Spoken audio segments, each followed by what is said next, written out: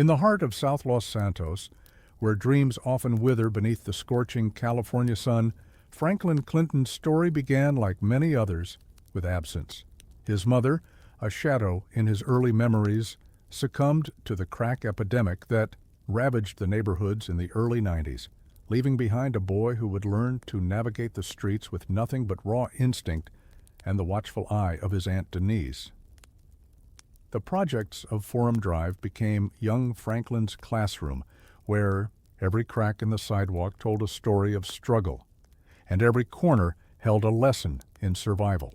While other children dreamed of becoming astronauts or doctors, Franklin's aspirations were shaped by the gold chains and gleaming cars that occasionally rolled through his neighborhood, symbols of success in a place where traditional paths to prosperity seemed as distant as the Vinewood sign glowing on the horizon.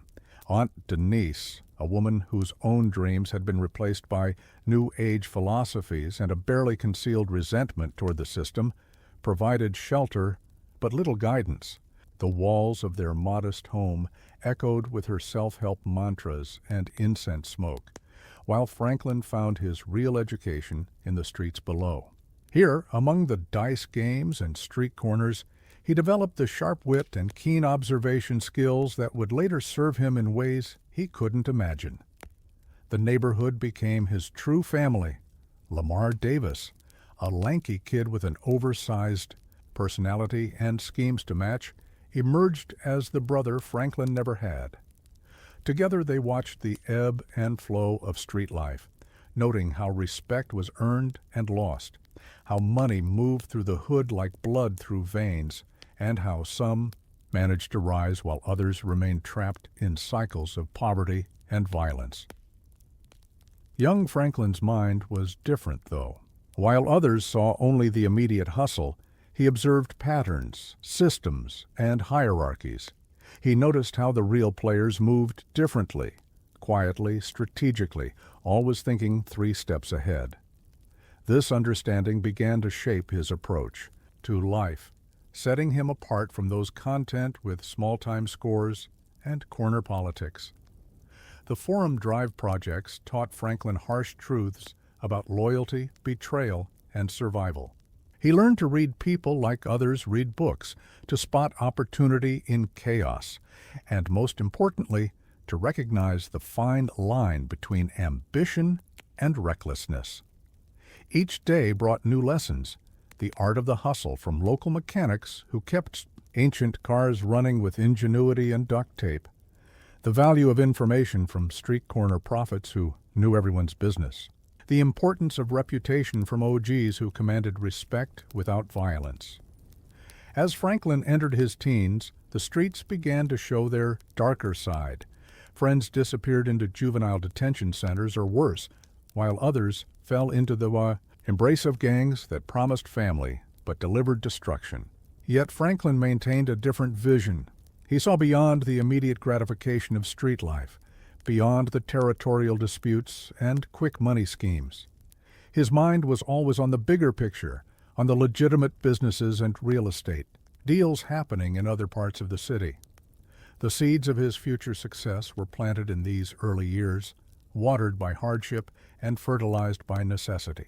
Every odd job, every small hustle, every careful observation of those who managed to break free from the hood's gravity, all of it was building toward something greater. Franklin's story isn't just about survival or escape, it's about transformation, about keeping your roots while reaching for something more. Those early morning walks to school, dodging gang territories and police patrols, taught him more about strategy than any classroom ever could.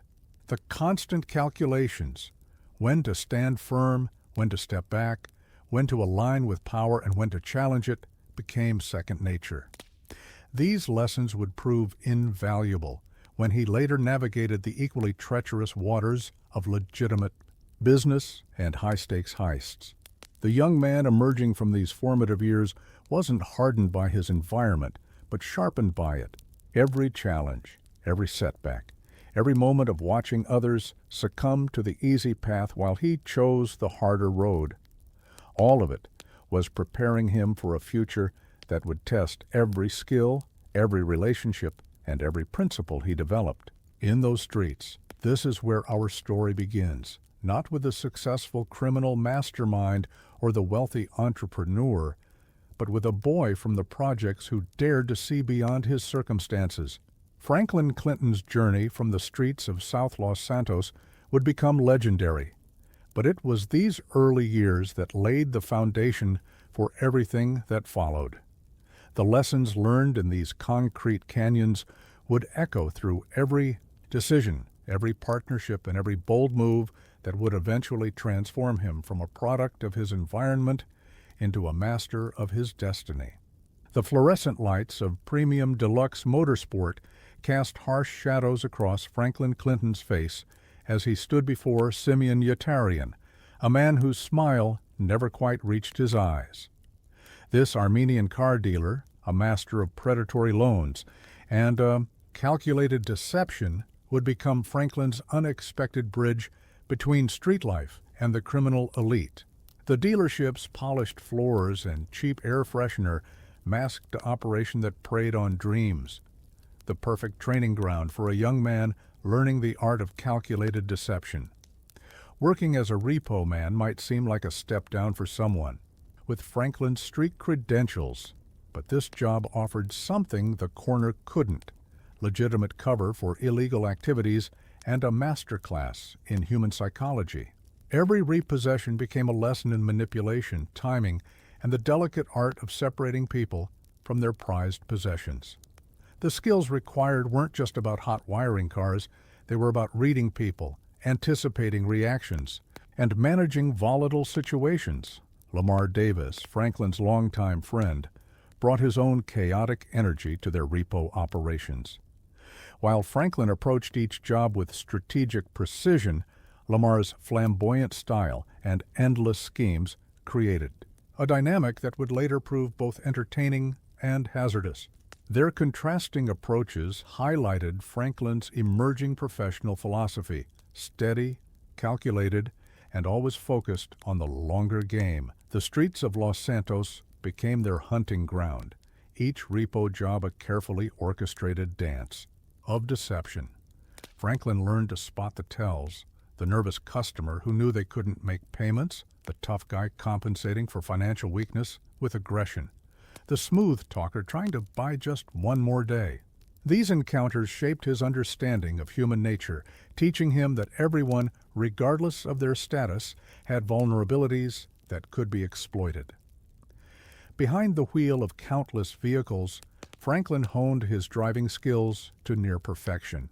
Every chase, every narrow escape, every precision maneuver added to his reputation as one of the city's most skilled wheelmen.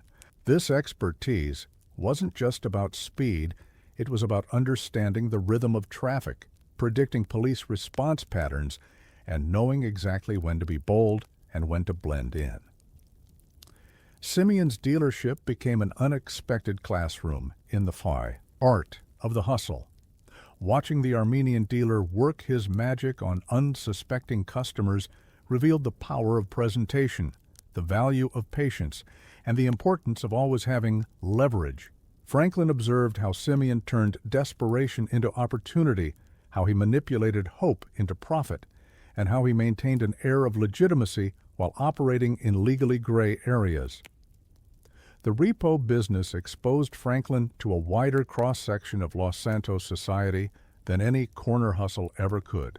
From suburban families struggling to maintain appearances to gangbangers financing their image, each client interaction offered insights into the city's complex social hierarchy.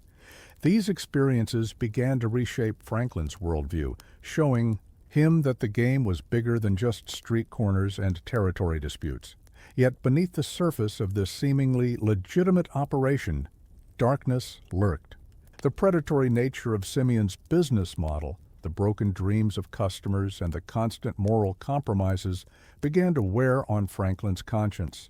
He started to see himself not just as a player in the game, but as someone capable of changing the rules entirely. This growing awareness would later fuel his ambition to transcend the role of a simple repo man.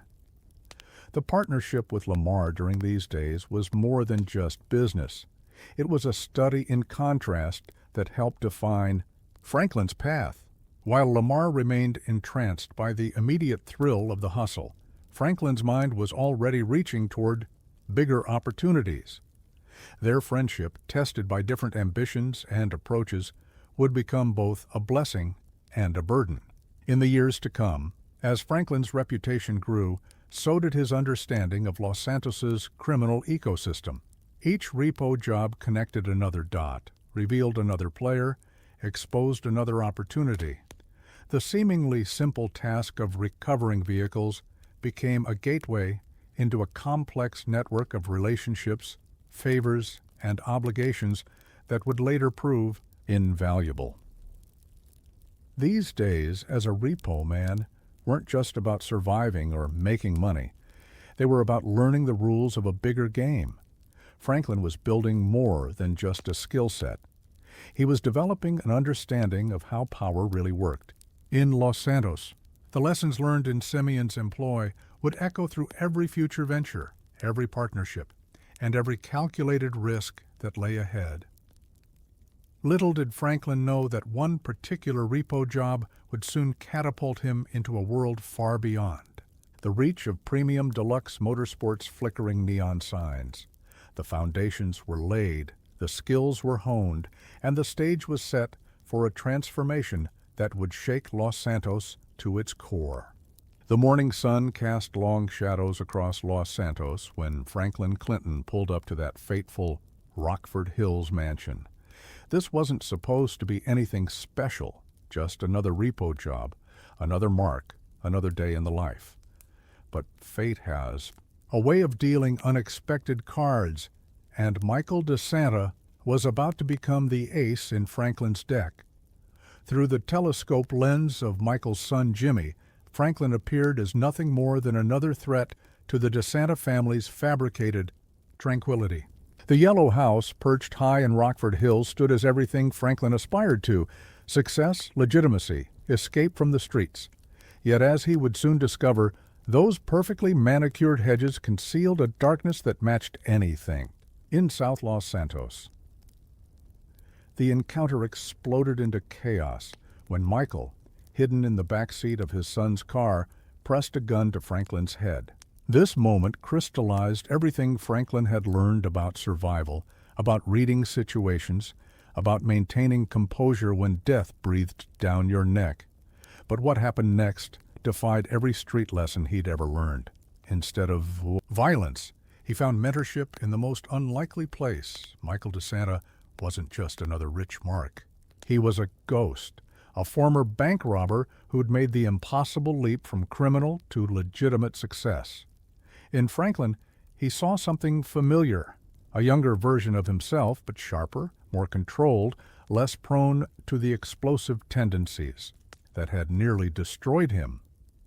The failed repo job became an impromptu interview, a test Franklin didn't know he was taking. Their connection transcended the typical mentor-protege relationship. Michael saw in Franklin the son he wished he had, driven, intelligent, capable of learning from others' mistakes instead of repeating them. For Franklin, Michael represented more than just an opportunity. He was living proof that the transition from criminal to legitimate success was possible, though the path was far from straight. The dynamic between them became a complex dance of mutual benefit and genuine connection. Michael's expertise in high-stakes heists and navigation of criminals networks opened doors Franklin hadn't known existed. But it was Michael's understanding of the psychological game, the manipulation of perception, the creation of opportunities, the management of risk that truly transformed Franklin's approach to success. Their early conversations, often held poolside at Michael's mansion or in high-end restaurants Franklin had only seen from the outside, became master classes in criminal philosophy. Michael shared not just techniques and contacts, but the wisdom earned through years of victories and catastrophic failures. Every story, every piece of advice, every warning carried the weight of experience that no street education could provide. Yet as Franklin absorbed these lessons, he began to see beyond Michael's glamorous facade. The mansion, the family, the retirement, it was all built on shifting sand. Michael's past wasn't just history, it was a living thing, breathing down his neck, threatening to destroy everything he'd built. This realization taught Franklin perhaps the most valuable lesson of all. Success wasn't just about making it. It was about maintaining it. The partnership that emerged from this chance encounter would reshape Los Santos's criminal landscape. Michael's theatrical flair for the dramatic combined with Franklin's strategic mind and street-level understanding created a synergy that neither could have achieved alone. They became more than mentor and student. They became a force that would challenge the city's established power structures. Franklin's education under Michael went beyond crime. He learned about the intricacies of legitimate business, the importance of appearances, the power of connections in high places.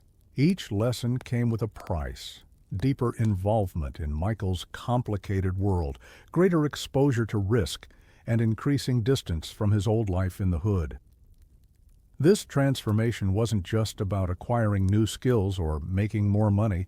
It was about understanding power at its most fundamental level: how to acquire it, how to keep it, and, most importantly, how to use it without being consumed by it. Michael's own story served as both inspiration and warning, a complex roadmap of success and its hidden costs. As their relationship deepened, Franklin began to see that his role wasn't just to learn from Michael's successes, but to avoid his mistakes. The mansion, the lifestyle, the seemingly perfect escape, all of it came with chains of its own. This understanding would prove crucial as Franklin charted his own course through the treacherous waters ahead. The meeting with Michael DeSanta marked the beginning of Franklin Clinton's real education, not in crime, but in power. It was the moment when dreams of escape became concrete possibilities, when street smarts began evolving into strategic thinking, and when a Repo Man started his transformation into something far more dangerous, a man with both the vision to see opportunities and the skills to seize them. The elevator doors opened to Franklin Clinton's new Vinewood Hills apartment, the city sprawling below, like a carpet of opportunities. This wasn't just a change of address. It was the physical manifestation of his evolution, a statement written in marble countertops and floor-to-ceiling windows.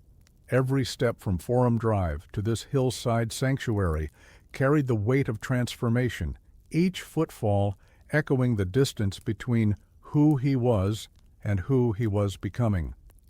Standing on that balcony, Franklin could see both worlds, the sun-bleached streets of his past and the glittering promises of his future. South Los Santos looked different from up here, smaller somehow, yet the invisible threads of loyalty and obligation still pulled at him. The hood had a gravity all its own, and even as he ascended, its pull remained constant, a reminder that elevation doesn't equal escape. The move challenged everything Franklin thought he knew about success. The quiet of these hills, broken only by coyote calls and distant traffic, felt foreign to a man raised on sirens and street corner symphonies. His new neighbors didn't speak in hood linguistics or measure respect in street credentials. Their currency was old money whispers and carefully curated appearances. Franklin found himself navigating a different kind of jungle, where threats wore tailored suits and danger lurked behind country club smiles. His new home became more than just a residence. It transformed into a command center, a place where street smarts merged with sophisticated strategy. The garage that once housed stolen cars now sheltered legitimate investments. The living room, with its modernist furniture and strategic vantage points, hosted meetings that would shape Los Santos's underground economy. Every corner of this space reflected the duality of Franklin's existence: legitimate success built on illegitimate foundations. The lifestyle change brought its own set of challenges. Franklin learned that wealth wasn't just about having money. It was about managing it, growing it, protecting it. His wardrobe evolved from streetwear to designer suits, each piece a careful calculation in the complex mathematics of appearance. Yet, beneath the expensive fabric, his heart still beat to the rhythm of South Los Santos, a constant reminder that authenticity shouldn't be sacrificed at the altar of success. Lamar's visits to the new place highlighted the growing divide between Franklin's past and present. His old friend's loud enthusiasm echoed strangely against the minimalist decor, like jazz played in a cathedral. These moments forced Franklin to confront uncomfortable truths about growth and loyalty, about moving forward without forgetting where you came from. Each interaction became a delicate balance between maintaining old bonds and forging new alliances. The view from his balcony became a metaphor for his new perspective on life. From here, he could see the entire city as a chessboard. Every neighborhood, every business district, every power center, interconnected in a complex dance of opportunity and risk. This elevated vantage point changed how he approached every aspect of his operation, transforming street-level hustles into sophisticated plays for power and influence. His new address opened doors that would have remained firmly closed to the Franklin from Forum Drive. The legitimacy that came with a Vinewood Hills zip code brought access to different circles: corrupt executives, ambitious politicians, connected criminals who operated above street level. Each new connection added another layer to Franklin's evolving understanding of power dynamics in Los Santos. Yet with this ascension came isolation. The higher you climb, the fewer true companions you find.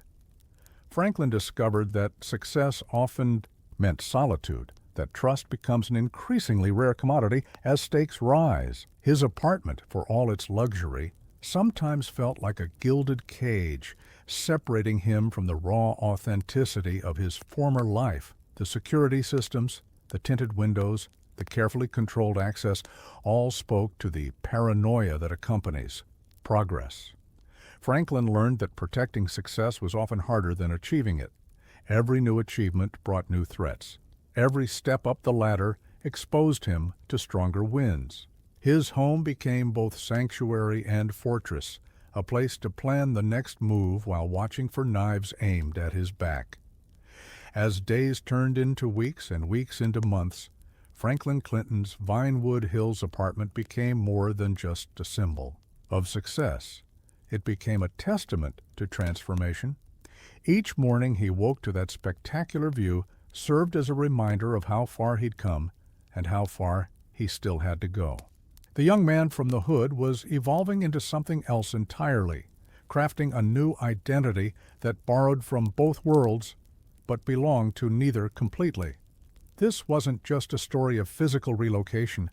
It was an odyssey of personal transformation. The move to Vinewood marked the beginning of Franklin Clinton's real ascension, not just in altitude, but in influence, power, and understanding. The boy from Forum Drive was gone, and in his place stood a man poised to reshape Los Santos in his own image. The Vangelico jewelry store stood pristine in the morning light, its windows gleaming with promises of wealth behind bulletproof glass. For Franklin Clinton, this wasn't just another score. It was his initiation into the major leagues of Los Santos crime. The weight of the gas mask in his hands felt different from any tool he'd held before, a tangible symbol of his evolution from street hustler to professional criminal. Lester Crest, a tactical genius wrapped in social awkwardness and chronic illness, had orchestrated every detail with mathematical precision. His basement planning room, filled with humming servers and the ghost light of multiple monitors, became Franklin's introduction to crime's technological frontier. Here, among statistical probabilities and security system schematics, Franklin discovered that modern heists were won with brains long before triggers were pulled. The preparation phase revealed a world of criminal sophistication Franklin had never imagined. Each team member was selected with surgical precision, not just for their skills, but for how their personalities and limitations would mesh under pressure. The thermal charges, the getaway routes, the police response times, everything was calculated, measured, and recalculated until the plan resembled a deadly ballet more than a robbery. Michael's theatrical direction of the heist showed Franklin a new dimension of criminal artistry. This wasn't about brute force or street credibility. It was about performance, timing, and the psychological manipulation of everyone from the store's employees to the responding officers. Every movement, every word, every gesture was choreographed to maximize efficiency and minimize risk. The moment the charges blew through the glass, time seemed to compress. The smell of cordite mixed with expensive perfume as display cases shattered under precision strikes. Franklin moved through the chaos with practiced grace, his movements efficient and purposeful. This was different from any smash-and-grab he'd ever done. This was clinical, professional, almost elegant in its execution. The adrenaline rush of the heist itself was unlike anything Franklin had experienced on the streets. This wasn't about survival or reputation. It was about excellence, about performing at the highest level of criminal enterprise. Each second inside Vangelico was a test of nerve and skill, a chance to prove he belonged in this new echelon of our criminality. The getaway showcased Franklin's evolution as a driver. Threading through traffic on dirt bikes required more than just raw skill. It demanded strategic thinking, split-second decision-making, and perfect coordination with the team.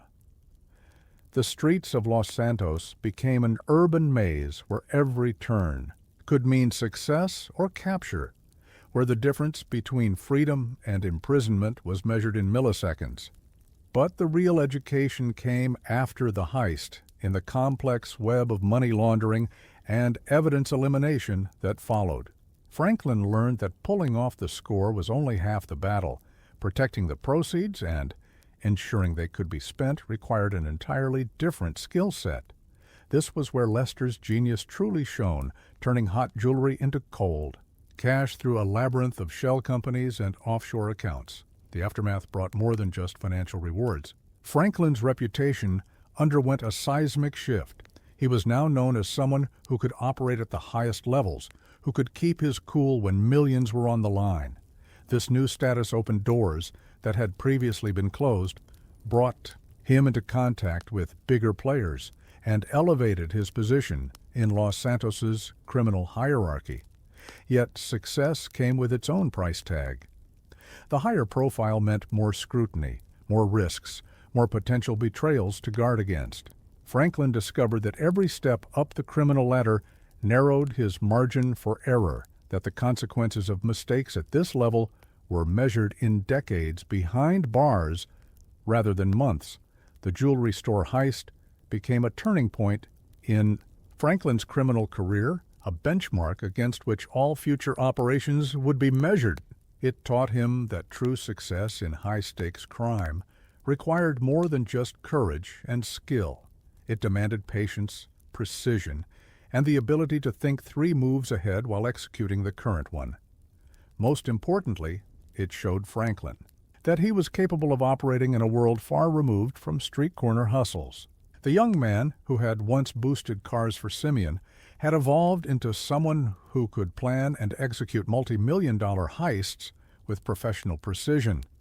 This wasn't just a successful score, it was proof that Franklin Clinton could reinvent himself, that his potential extended far beyond the boundaries others had set for him. The streets of Los Santos tell many tales, but none more complex than the intricate web of relationships that defined Franklin Clinton's ascent. His connection to Aunt Denise, a woman whose New Age philosophies clashed violently with his pragmatic worldview, remained a tether to his past even as he reached for his future. Their shared home on Forum Drive stood as a monument to what he'd overcome, its walls still echoing with years of heated arguments and reluctant reconciliations.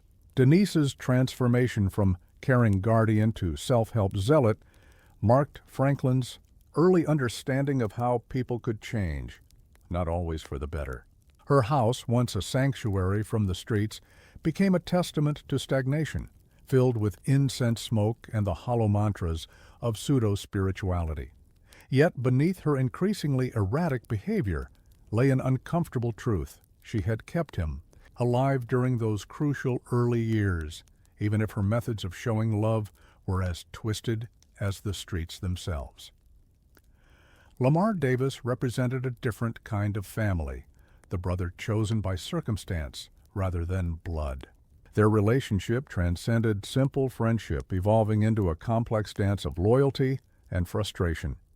Lamar's unwavering commitment to street life, his resistance to change, and his perpetual schemes became both a source of entertainment and concern for Franklin. Every interaction with Lamar forced Franklin to confront the ghost of who he might have become had he not seized the opportunities for transformation. The contrast between Lamar's stubborn adherence to hood mentality and Franklin's expanding horizons created a tension that threatened to snap their bond. Yet somehow their friendship endured, strengthened by shared history and an understanding that went deeper than their diverging paths. Lamar's presence served as both anchor and compass, reminding Franklin of his roots while confirming the wisdom of his choices. Michael DeSanta offered Franklin a glimpse into a different kind of family dysfunction, one dressed in designer clothes and hidden behind high walls. The DeSanta household became a case study in how money couldn't fix fundamentally breaks in family bonds. Michael's relationship with his children, particularly Jimmy's entitled behavior and Tracy's desperate attention-seeking, showed Franklin the pitfalls of success without substance. The mentor-protege relationship between Michael and Franklin evolved into something more complex than either had anticipated. Michael saw in Franklin not just a capable student, but a chance at redemption, an opportunity to pass on his knowledge without the baggage of biological family ties.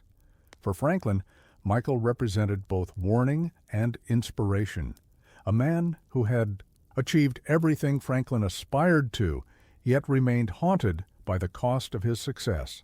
This new family dynamic brought its own complications.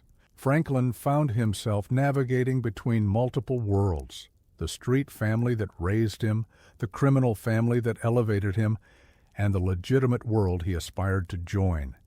Each demanded different versions of himself, different loyalties, different sacrifices. The art of maintaining these relationships while pursuing his ambitions became as challenging as any heist. The evolution of Franklin's relationship with Aunt Denise reflected his broader transformation. As his success grew, their interactions shifted from dependency to distant tolerance. The woman who had once controlled his world became a figure from his past, a reminder of where he started rather than where he was going. Yet her presence in his life, however peripheral, kept him grounded in ways he didn't always acknowledge. Lamar's periodic appearances in Franklin's new life served as reality checks, moments when the distance he'd traveled became measurable in more than miles. Their conversations, once centered around street schemes and neighborhood politics, now highlighted the growing gap between their worldviews. Yet Lamar's unwavering loyalty, despite their differences, proved that some bonds transcend circumstance. The DeSanta family's influence on Franklin went beyond criminal education. Through them, he learned about the complexities of maintaining relationships in a world where trust was as valuable as money and twice as rare. Michael's failed attempts at family life became object lessons in what to avoid, while his successful moments showed that redemption was possible, even if imperfect. These intertwining relationships formed the backbone of Franklin's development, each contributing to his understanding of power, loyalty, and success.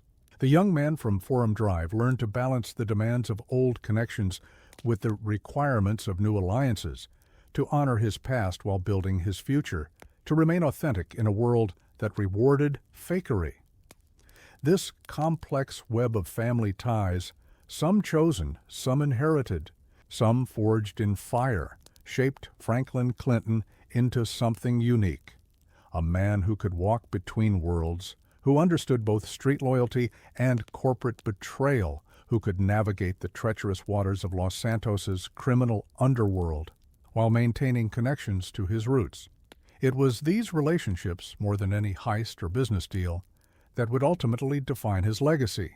The gleaming FIB building pierced the Los Santos skyline like a blade of glass and steel, a monument to official power that would soon become Franklin Clinton's most dangerous playground.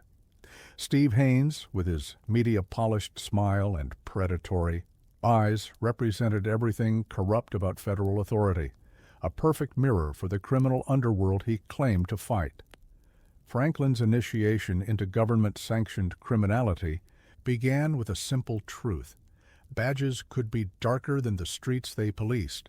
Haines and his partner, Dave Norton, weren't just corrupt agents. They were architects of chaos, using their federal authority to orchestrate schemes that made street crime look amateur. Their manipulation of Franklin, Michael, and Trevor exposed the thin line between law enforcement and organized crime.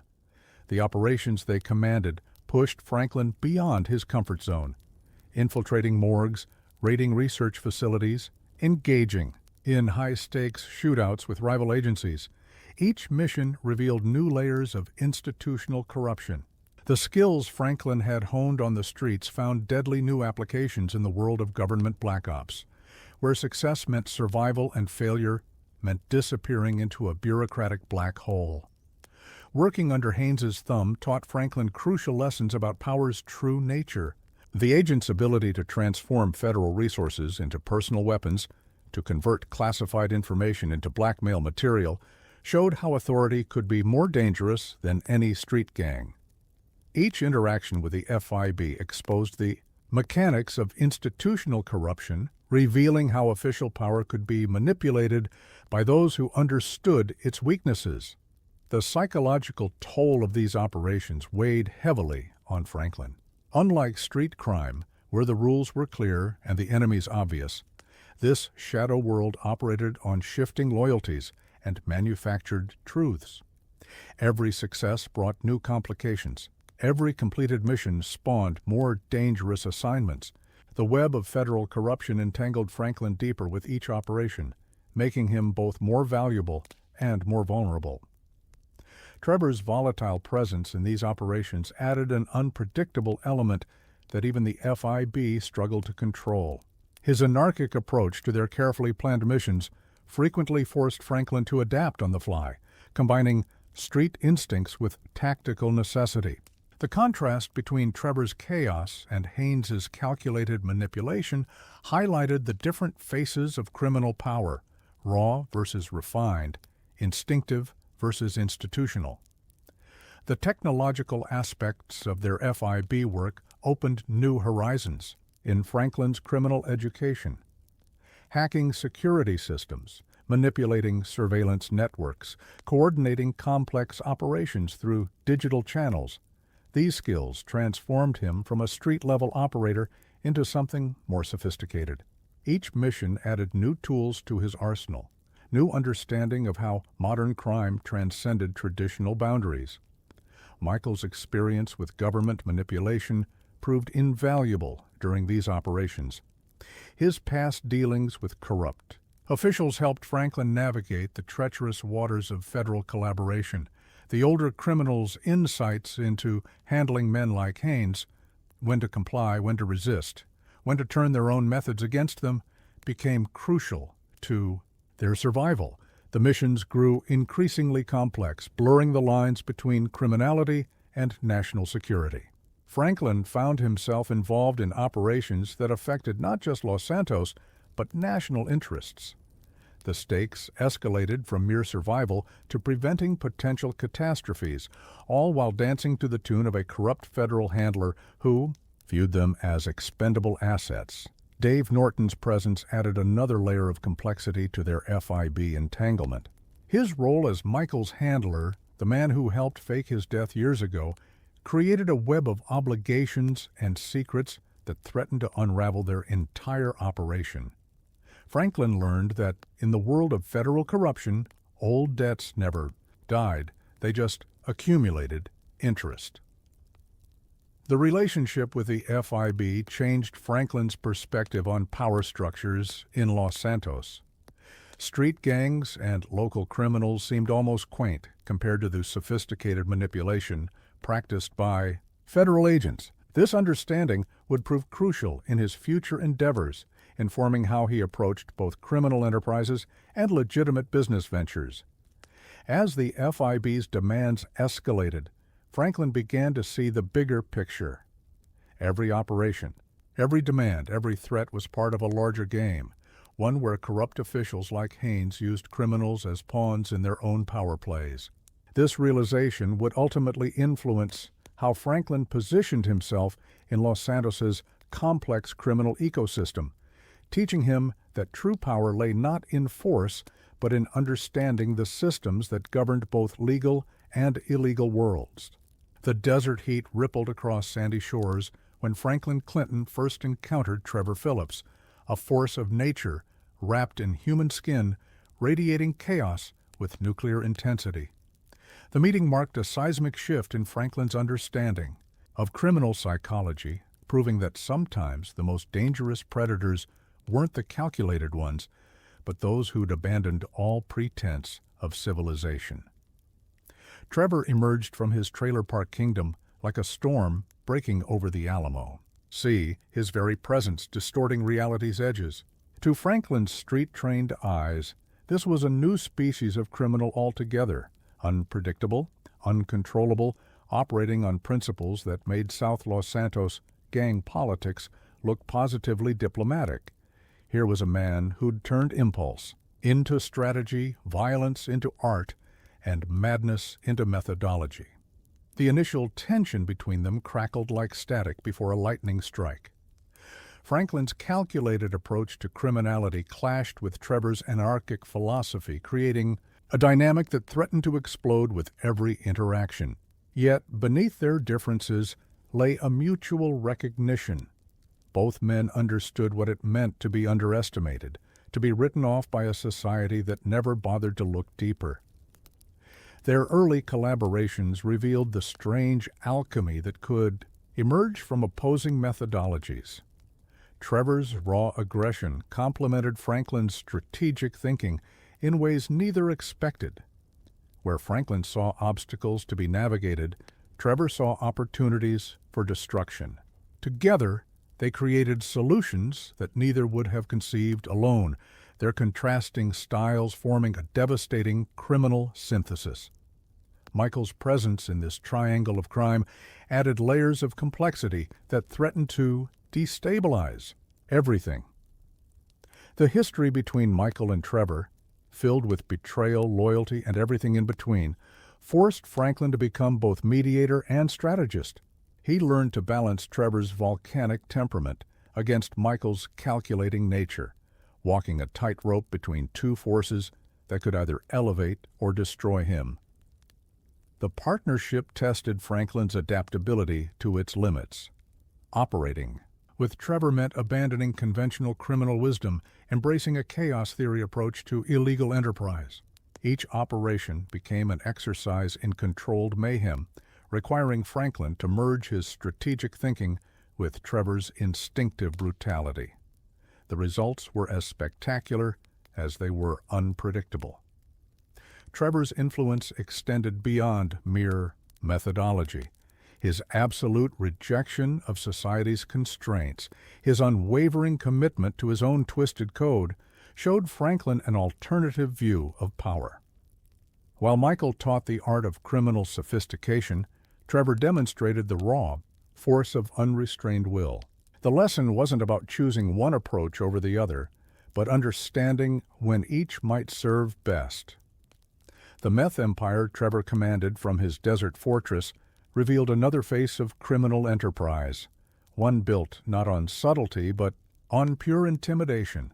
Franklin observed how Trevor's reputation alone could open doors that money couldn't buy, how fear could be more valuable than respect. This was power in its most primal form, unrefined but undeniable. Their relationship evolved through shared danger and mutual respect earned in firefights and high-speed chases. Trevor's loyalty, once earned, proved as fierce as his rage. For Franklin, this became another lesson in criminal dynamics. Sometimes the most reliable allies were the ones society deemed unstable, their very unpredictability making them paradoxically trustworthy. The fusion of Franklin's strategic mind with Trevor's chaotic energy created possibilities neither man could have achieved alone. Their collaborations became legendary in Los Santos's criminal underworld, combining precision with unbridled force. Each successful operation added another layer to their complex partnership, building a foundation that would support future ventures neither could yet imagine. Trevor's presence in Franklin's criminal education filled crucial gaps in his understanding of power. While the streets taught survival and Michael showed sophistication, Trevor demonstrated the raw potential of unleashed willpower. This trinity of criminal knowledge, street wisdom, professional expertise, and primal force would shape Franklin's approach to power for years to come. The alliance between Franklin Clinton and Trevor Phillips represented more than just a criminal partnership. It was a masterclass in adapting to chaos, in finding strength through unlikely connections, in recognizing that true power sometimes wore the mask of madness. Their story became another chapter in Los Santos's criminal legend, proving that the most effective partnerships often emerged from the most improbable combinations. In the heart of Los Santos, where ambition meets asphalt, Grove Street remained both sanctuary and battleground. Franklin Clinton's evolution from street soldier to criminal mastermind never severed his connection to these legendary blocks. The green-tinted territory, steeped in decades of gang history, demanded a delicate balance between progress and tradition that would test every skill in his expanding arsenal. The Ballas' persistent presence across town created a pressure cooker of tension, forcing Franklin to navigate ancient rivalries while pursuing modern ambitions. Unlike the sophisticated schemes he orchestrated with Michael or the chaos he managed with Trevor, Grove Street politics required a unique blend of street, diplomacy, and calculated force. Each interaction with rival gangs became a chess match played with loaded weapons and generational grudges. Lamar's continued involvement in street-level conflicts repeatedly pulled Franklin back into the Hood's orbit. These situations demanded solutions that bridged his past and present, combining his newfound strategic thinking with deeply ingrained street knowledge. The resulting approaches often surprised both sides, demonstrating how sophisticated criminal methodology could elevate traditional gang tactics. The neighborhood's younger generation looked to Franklin with a mixture of awe and aspiration. His rise from local hustler to criminal entrepreneur created a new template for success, showing that one could transcend the streets without forgetting them. This unofficial mentorship role brought its own complications, forcing Franklin to carefully consider how his actions would influence those following in his footsteps. Gang politics never operated in isolation.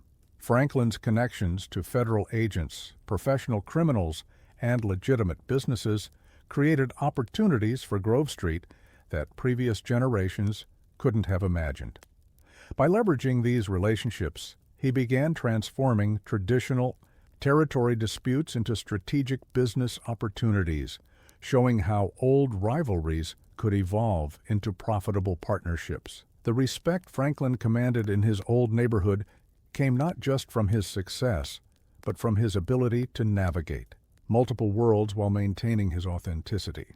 Unlike others who'd escaped the Hood only to forget their roots, Franklin's continued presence and influence demonstrated a new kind of leadership, one that understood both street values and corporate power plays. CGF's old guard viewed Franklin's evolution with mixed emotions. Some saw his expansion beyond traditional gang activities as betrayal, while others recognized it as necessary adaptation to changing times. Managing these conflicting perspectives required Franklin to prove repeatedly that elevation didn't equal abandonment, that his success could benefit the whole neighborhood if handled correctly. The Ballas' attempts to exploit perceived divisions within Grove Street tested Franklin's ability to maintain unity while pursuing his broader ambitions. Each confrontation required careful calibration of response, enough force to maintain respect, but measured enough to avoid all-out war. This balancing act showcased Franklin's growing sophistication in power management. Street-level intelligence networks proved invaluable in Franklin's larger operations. The same corners that once hosted drug deals now served as information hubs, feeding crucial data into his expanding criminal empire. This synthesis of street knowledge and professional criminality created a unique advantage that neither traditional gangs nor sophisticated criminals could match alone. Families tied to Grove Street for generations watched Franklin's rise with keen interest. His success offered hope that the neighborhood could evolve beyond endless cycles of violence and poverty. Yet this hope came with expectation, an unspoken demand that he use his influence to protect and improve the community that shaped him.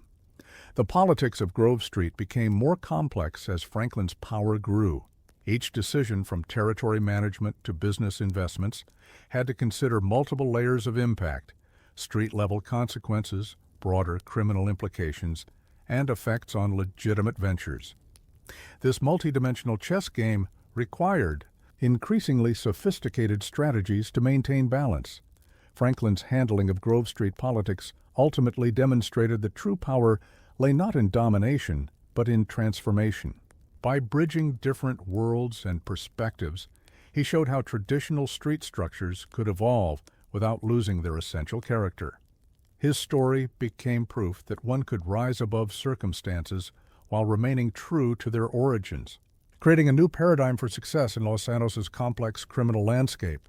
The glass facade of the Life Invader building reflected Los Santos' tech ambitions, its modernist architecture a stark contrast to the gritty realities of Franklin Clinton's origins. Inside these walls, among startup bros and coding prodigies, a different kind of infiltration would test his adaptability and expand his understanding of power's evolving nature.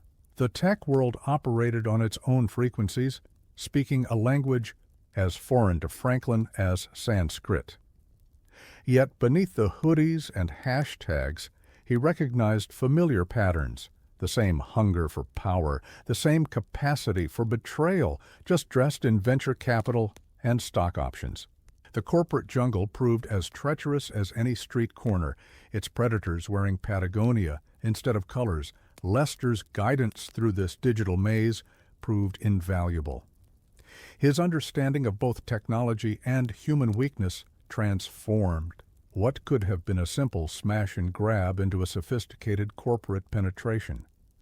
Franklin learned that in the tech world, information was more valuable than physical assets, and access meant more than force. The operation required Franklin to shed his street persona entirely, adopting the invisible mantle of corporate anonymity. Among the bustling workforce of Life Invader, he discovered that true infiltration meant becoming unremarkable, another face in the crowd, another badge swinging from another lanyard. This chameleon-like adaptation added another layer to his criminal repertoire. Each security checkpoint, every keycard swipe, all the seemingly mundane details of corporate life became elements in an elaborate dance of deception. Franklin's street-honed instincts for reading people and situations translated surprisingly well to this environment, where danger wore business, casual, and threats came via email rather than text. The social engineering aspects of corporate infiltration opened new horizons in Franklin's understanding of crime. He learned that sometimes the easiest way past security wasn't through force or stealth, but through manipulation of human psychology. A confident smile, a believable story, an appearance of belonging. These proved more effective than any lockpick or hacking tool. Life Invaders' internal politics mirrored gang dynamics in surprising ways. Department rivalries, power plays between executives, alliances formed and broken over project budgets. Franklin recognized the patterns from his street days, just expressed through passive-aggressive emails instead of direct confrontation. Thus, technical aspects of the operation pushed Franklin into unfamiliar territory. Working with Lester's guidance, he navigated firewalls and security protocols as complex as any physical security system. This blend of high-tech intrusion and social manipulation demonstrated how modern crime transcended traditional categories.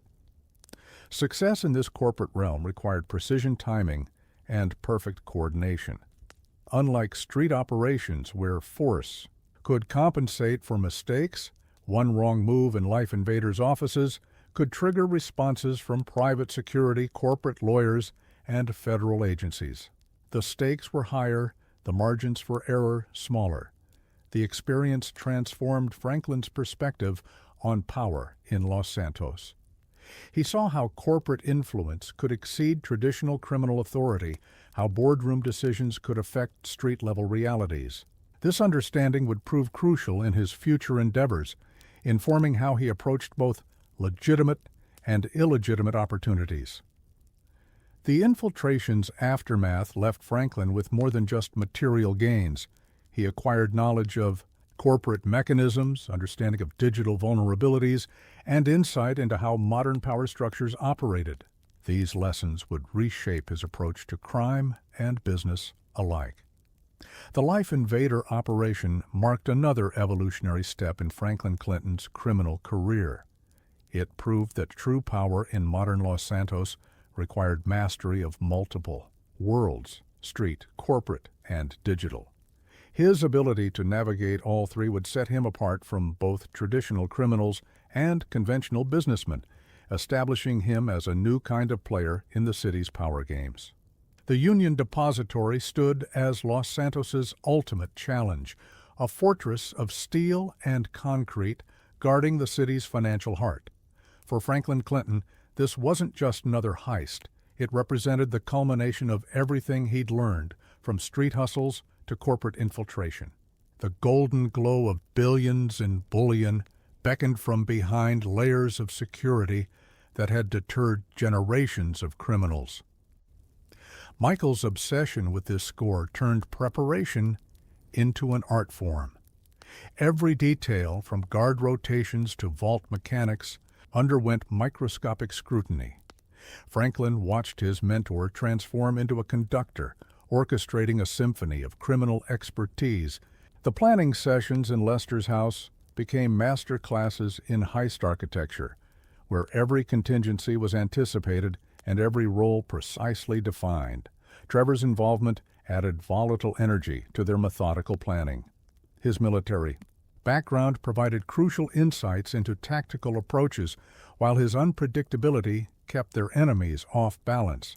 Franklin found himself acting as the fulcrum between Michael's precision and Trevor's chaos, balancing their contrasting styles to maintain operational harmony. The complexity of the operation demanded skills from every phase of Franklin's criminal evolution. His driving expertise, honed from repo days through high-stakes getaways, would be tested on an unprecedented scale.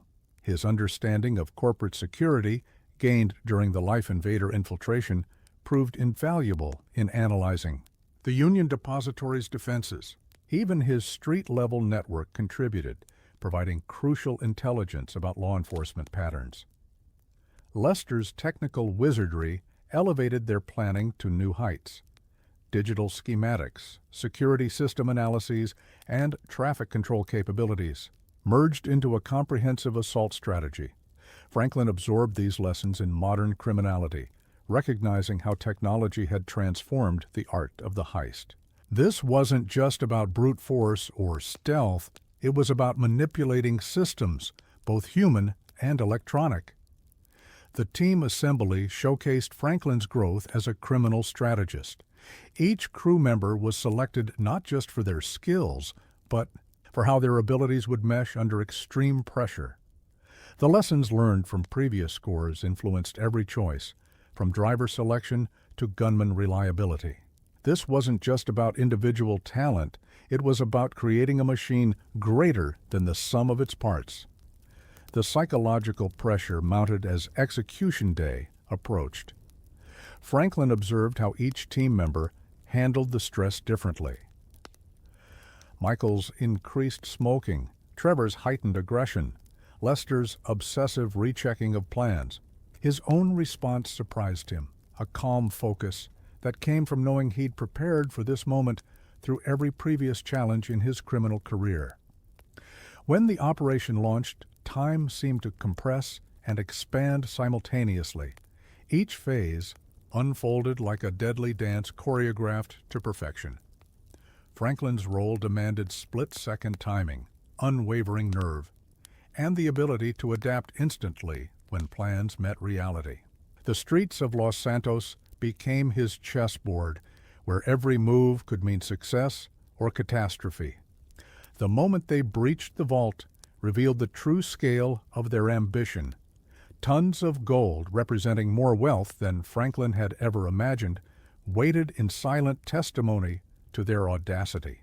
This wasn't just about the money. It was about achieving something unprecedented, about writing their names in criminal history. The getaway tested every skill Franklin possessed. Each turn through Los Santos' streets carried the weight of their success. Each evasive maneuver represented years of experience distilled into crucial seconds.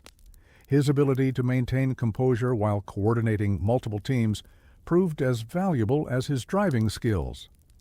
In the aftermath, as the dust settled and the scale of their achievement became clear, Franklin recognized the score as more than just a financial triumph. It was proof that he'd transcended his origins, mastering every level of criminal enterprise from street corner to corporate vault. The Union Depository heist became his graduation ceremony, marking his evolution from ambitious hood rat to criminal mastermind. The big score changed everything, not just bank accounts, but relationships, reputations, and possibilities. It established Franklin Clinton as a figure of legendary status in Los Santos's criminal hierarchy, someone who could conceive, plan, and execute operations at the highest level. More importantly, it proved that his journey from Forum Drive had been leading to this moment, where preparation met opportunity and destiny answered ambition. Franklin Clinton's evolution transcended the traditional metrics of criminal success. The Vinewood Hills mansion that now housed his ambitions stood as a testament to financial achievement, but the real transformation occurred within. Each morning's reflection in imported marble bathrooms showed a man who'd learned to weaponize sophistication while maintaining street-forged instincts. The corporate ventures that now occupied his time required a different kind of intelligence. Board meetings replaced street corners, contract negotiations superseded territory disputes. Franklin discovered that legitimate power often wielded more influence than criminal authority. His growing portfolio of businesses, from automotive shops to real estate holdings, created a framework for lasting success that no heist could match. Lamar's occasional visit served as measuring sticks for Franklin's development. Their conversations, once centered on street schemes, now highlighted the growing chasm between their worldviews. Yet Franklin maintained these connections carefully, understanding that true growth didn't mean abandoning roots, but learning to synthesize past and present into something stronger. The psychological toll of straddling multiple worlds manifested in subtle ways. Franklin developed a heightened awareness of his presentation. Each gesture, word choice, and reaction carefully calibrated for different audiences. The young man who once spoke purely in street vernacular now moved effortlessly between corporate jargon and hood linguistics, each language a tool in his expanding arsenal. Property acquisition became Franklin's new addiction. Each purchase represented more than financial investment. It was about controlling territory legally, claiming space in Los Santos through dollars instead of force. His real estate portfolio grew strategically, each property selected not just for profit potential, but for how it could serve his broader ambitions. Leadership development emerged naturally as his operations expanded. Franklin found himself managing legitimate employees alongside criminal associates, each group requiring different motivation techniques. The skills that once organized heist teams now directed corporate strategies, proving that criminal expertise could translate into business acumen. The relationship with Michael evolved from mentorship to partnership. Their conversations shifted from criminal techniques to business strategy, from heist planning to investment opportunities. Franklin began seeing his former mentor not just as a teacher, but as a peer, someone whose experience could inform but no longer define his path. Trevor's chaotic influence remained a reminder of crime's raw energy, but Franklin learned to channel such forces productively. The unpredictability that made Trevor dangerous in operations became valuable in legitimate negotiations, teaching Franklin how controlled chaos could serve strategic ends. International connections developed through both legitimate and illegitimate channels expanded Franklin's perspective beyond Los Santos. He began seeing opportunities globally, understanding how local power could translate to international influence. Each overseas venture added new layers to his understanding of modern business and crime. Personal discipline intensified as his responsibilities grew. The gym became more than just maintenance. It was meditation, a space where physical exertion cleared mental clouds. Franklin's regime expanded to include not just physical training, but intellectual development, studying everything from market trends to art history, the complexity of managing multiple identities, legitimate businessman, community figure, criminal. Mastermind required constant vigilance. Franklin developed systems for compartmentalizing different aspects of his life while maintaining authenticity in each role. This balancing act became an art form, requiring as much skill as any heist. His growth manifested most clearly in crisis management. Where once he might have responded to challenges with immediate force, Franklin now wielded a sophisticated array of responses: legal pressure, financial leverage, strategic patience. Each solution demonstrated the evolution from street tactician to strategic mastermind, from reactive force to proactive power. The gleaming headquarters of Weston Holdings cast long shadows across Los Santos's financial district, much like its owner's influence cast shadows across the city's power structure. Devin Weston, with his tailored suits and practiced smile, represented a new breed of adversary for Franklin Clinton, one who wielded legitimate power like a weapon and treated the law as a personal plaything. Their initial encounters through the car theft operations seemed straightforward enough. High-end vehicle acquisitions for a wealthy collector, a natural evolution of Franklin's repo work. But beneath the polished veneer of legitimate business lay familiar predatory instincts. Weston operated with the same ruthless efficiency as any street boss, just with better lawyers and bigger guns.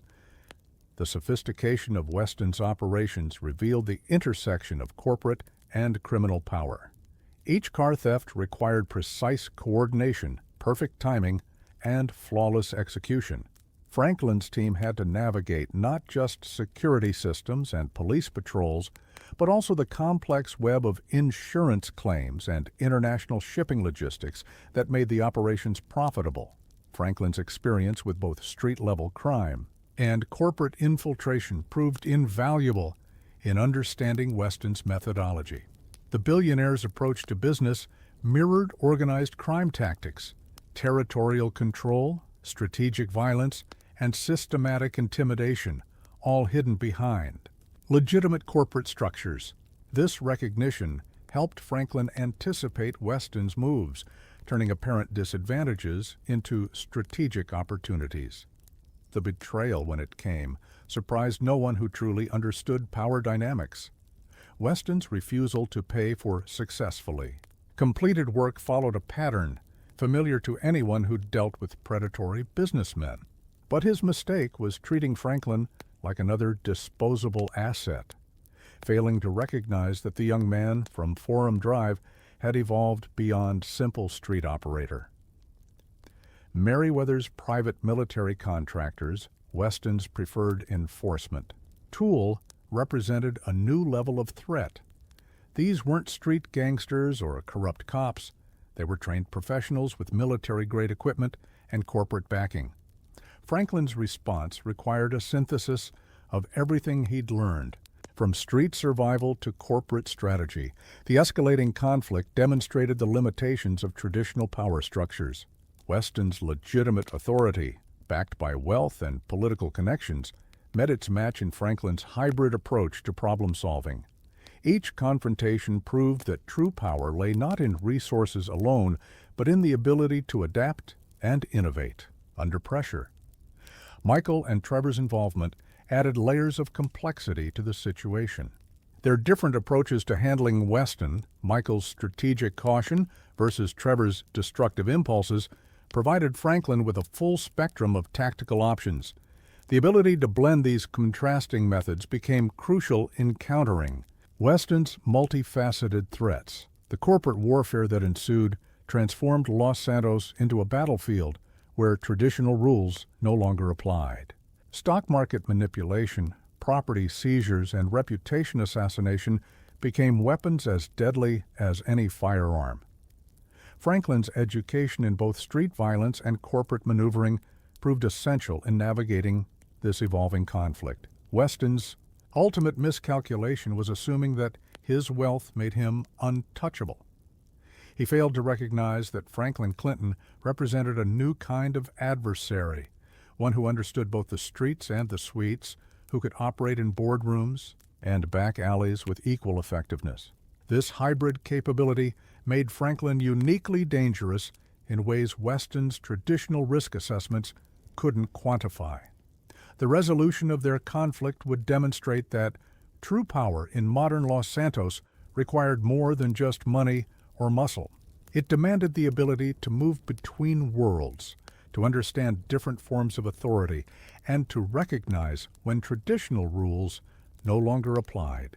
Franklin's handling of the Weston situation would become a case study in modern power dynamics, proving that sometimes the most effective response to corporate tyranny came from someone who understood both the height of luxury and the depths of the streets. Their confrontation reshaped Los Santos's power landscape, establishing new principles for success in a city where criminal and corporate interests increasingly overlapped.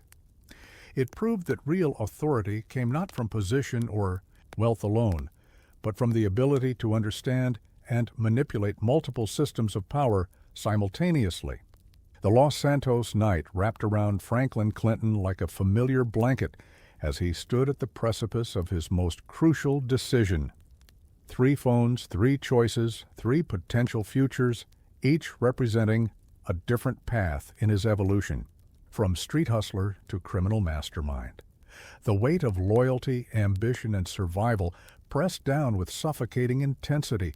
Michael DeSanta, mentor, friend, and living proof that criminals could reinvent themselves. Their relationship had transcended the initial dynamic of teacher and student, evolving into something more complex. The FIB's demand for Michael's elimination represented more than just a hit. It was a test of Franklin's ability to prioritize survival over loyalty. Trevor Phillips, chaos incarnate, yet paradoxically the most honest player in their twisted game. His elimination would satisfy corporate interests and government agencies, bringing a certain stability to Los Santos. Yet Trevor's raw authenticity had taught Franklin valuable lessons about power's true nature. Destroying such a force of nature felt like betraying a fundamental truth about their world.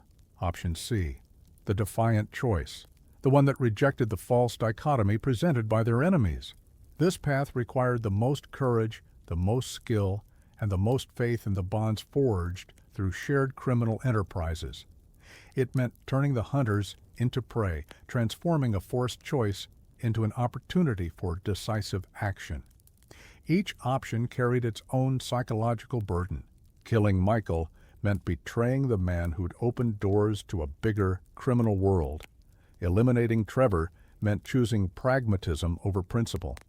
Taking on all their enemies required believing that loyalty could overcome overwhelming odds. The streets of Los Santos had taught Franklin about survival, while his criminal evolution had shown him the value of strategic thinking. Now, these lessons converged in a moment of choice that would define not just his future, but the future of Los Santos's criminal landscape. Each potential path represented a different aspect of his developed capabilities.